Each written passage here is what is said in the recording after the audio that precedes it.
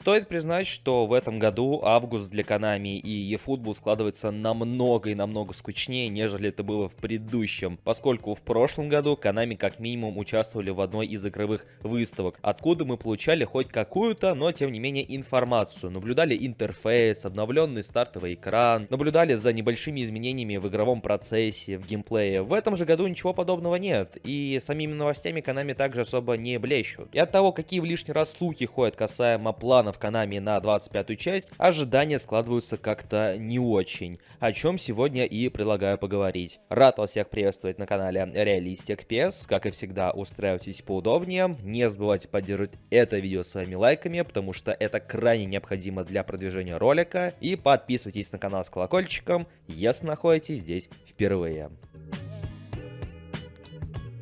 Несмотря на то, что данная информация ходит уже между игроками относительно давно, о ней мы говорим как-то маловато. И в целом случаев, когда эту тему можно было бы затронуть, также немного. Но суть в том, что у Konami есть определенные планы на то, как именно выпустить обновление до 25-й части. А если быть точнее, то по сути разделить этот апдейт на две части. В чем заключается основная идея данного плана? Как и в прошлом году, как и в позапрошлом году, в начале осени выпустить основное обновление, которое обновит состав, который обновит, возможно, интерфейс, привнесет мелкие изменения в игровой процесс, возможно, в графику и подобные прочие мини-изменения, в то время как ближе к концу года, где-то с ноября по декабрь, выпустить еще более глобальное обновление, которое затронет режимы, игровые механики и, возможно, даже привнесет что-то новое. И, в принципе, подобные планы, они для Konami не в новинку, потому что подобное было с и eFootball 2023, и, по сути, с eFootball 2024. Правда, в прошедшем сезоне на подобное решение не был сделан такой акцент, потому что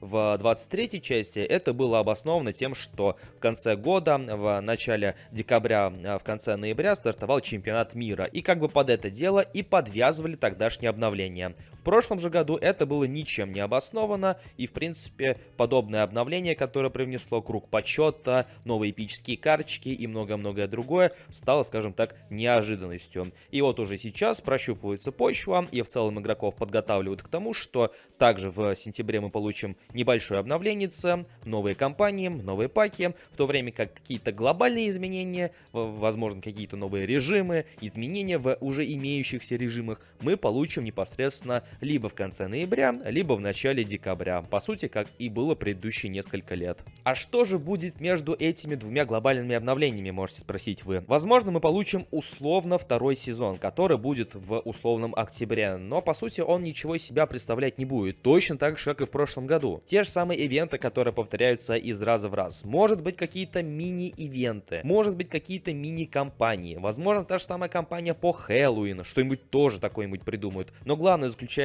в том, что именно в начале сентября и в конце ноября будет основной упор на контент, будет основной упор на обновление. Поэтому, если кто-то с надеждой ожидает, что в игре появится условный режим 11 на 11, или уж тем более та же самая Мастер-лига, вот именно в начале сентября, эти ожидания стоит отодвинуть в сторону. Вполне возможно, что нечто подобное мы увидим в ноябре, но, как говорится, до ноября еще дожить надо.